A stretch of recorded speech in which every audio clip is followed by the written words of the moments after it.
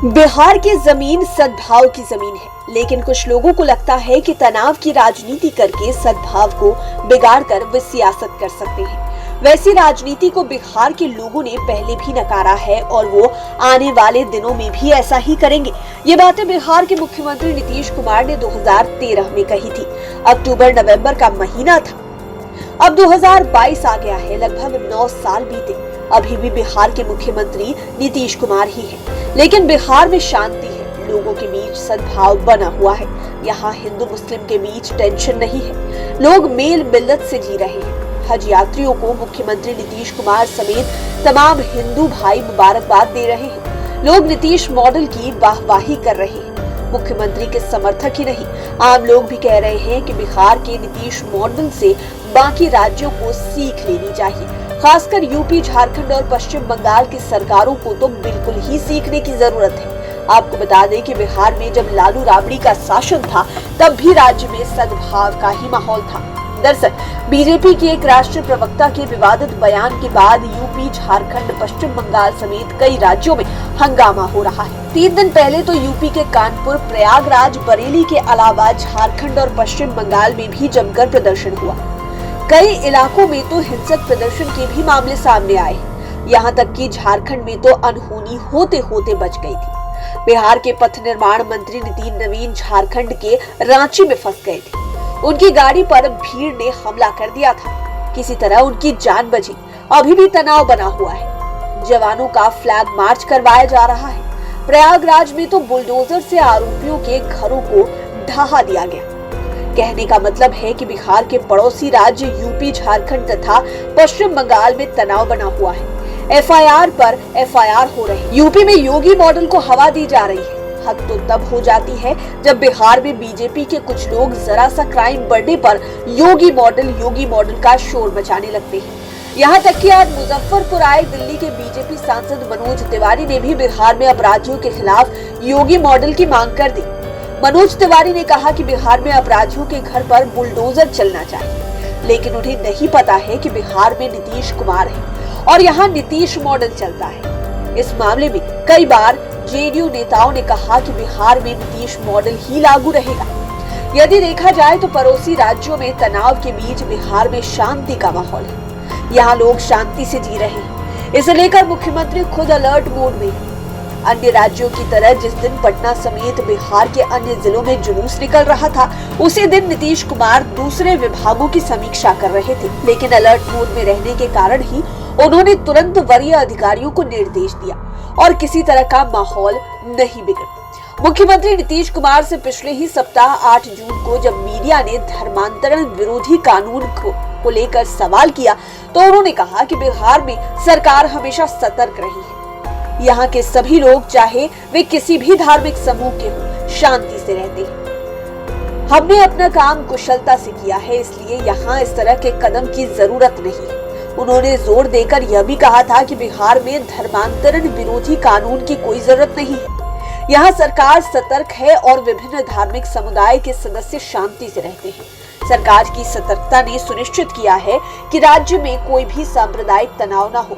इतना ही नहीं, इसके बाद ही उन्होंने 10 जून को डीजीपी एसके सिंघल समेत अन्य वरीय अधिकारियों के साथ लॉ एंड ऑर्डर की गहन समीक्षा की। इसमें भी उन्होंने 2 टूक कह दिया कि क्राइम कंट्रोल में किसी प्रकार की कोताही नहीं हो।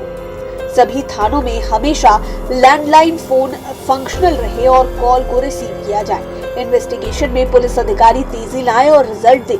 नाइट पेट्रोलिंग और पैदल गश्ती में किसी प्रकार की लापरवाही ना हो। सीनियर पुलिस अफसर भी घर या दफ्तर में ना बैठे, वे पेट्रोलिंग पर निकले, उसकी मॉनिटरिंग करें। साथ ही पुलिस पूरी मुस्तैदी से अपनी जिम्मेवारी निभाते हुए गड़बड़ी करने वालों को चिन्हित कर उन पर कड़ा एक्शन ले। इतना ही नहीं, जनता दरबार के बाद आज भी मुख्यमंत्री ने पत्रकारों से बात की और खुलकर बात की। उन्होंने यह भी कहा कि सरकार और अधिकारी पूरी स्थिति पर नजर रखे हुए हैं और बिहार में इस तरह की कोई भी गड़बड़ी नहीं है। यहाँ लोग सद्भाव के माहौल में जीते हैं। हाँ, कुछ लोग जानबूझकर झगड़ा करवाना चाहते हैं। पॉलिटिकल एक्सपर्ट्स की माने तो जब से मुख्यमंत्री बिहार की सत्ता में आए हैं, राज्य में कभी भी सांप्रदायिक तनाव का माहौल नहीं रहा है और न ही किसी भी प्रकार के दोनों समुदाय में विवाद हुआ है। मुख्यमंत्री ऐसे संवेदनशील मामलों में जरूरत से ज्यादा एक्टिव रहते हैं। ऐसे मौकों पर वे जिला में प्रशासनिक से लेकर राजनीतिक पदाधिकारियों तक से खुद बात करते हैं। वे हर स्थिति पर गंभीरता से बारीक नजर रखते हैं। पॉलिटिकल एक्सपर्ट सवाल दागते हुए कहते हैं कि आपने 2018 में नहीं देखा क्या? प्रशासन को जानकारी मिली कि बिहार में तलवारों की बिक्री अचानक बढ़ गई है। इसके बाद मुख्यमंत्री से लेकर वरीय पदाधिकारी एक्टिव हो गए और किसी तरह के माहौल को बिगड़ने नहीं दिया।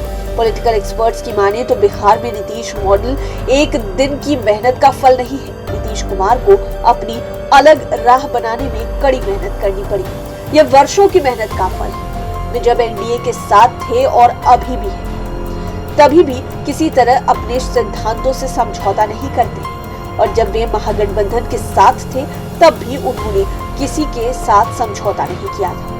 कहा जाता है कि नीतीश कुमार को सरकार जाने की चिंता नहीं रहती है। सरकार जाए तो जाए, लेकिन वे अपने सिद्धांतों से किसी तरह का कोई भी समझौता नहीं करते।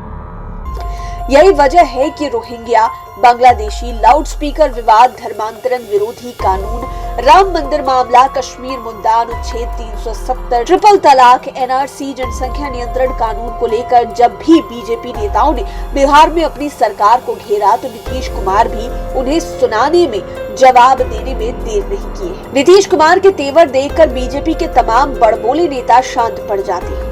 वे भी जानते हैं कि नीतीश कुमार से पंगा लेना सियासी सेहत के लिए ठीक नहीं। पॉलिटिकल एक्सपर्ट्स भी मानते हैं कि नीतीश कुमार कुछ भी बोलते हैं तो उसके मायने होते हैं। वे बोलते यहाँ हैं, लेकिन उनका मैसेज दिल्ली तक जाता है। आपने जातीय जनगणना के मुद्दे पर भी नीतीश कुमार और बीजेपी के बीच वैचारिक मतभेद को महसूस किया होगा, लेकिन इन्होंने हर विरोध को अपने ढंग से डील करते हुए सर्वदलीय बैठक भी कराई और उसे कैबिनेट में पास भी कराया। इतना ही नहीं, जब बीजेपी ने जनसंख्या नियंत्रण कानून से घेरना चाहा तो मुख्यमंत्री ने साफ कहा, कानून बना देने से कुछ नहीं होने वाला है। इसके लिए लोगों को अपना नजरिया बदलना होगा। जनसंख्या नियंत्रण को लेकर बिहार में लगातार काम किया जा रहा है। बहरहाल लालू राबड़ी के शासन में भी सांप्रदायिक एकता पर जोर दिया गया था। आरजेडी शासन में एक बार खबर मिली कि सीतामढ़ी में दुर्गा प्रतिमा के विसर्जन के दौरान सांप्रदायिक तनाव बढ़ गया। उपद्रवी सड़क पर निकल गए। उस समय सीएम की कुर्सी पर लालू यादव काबिज थे।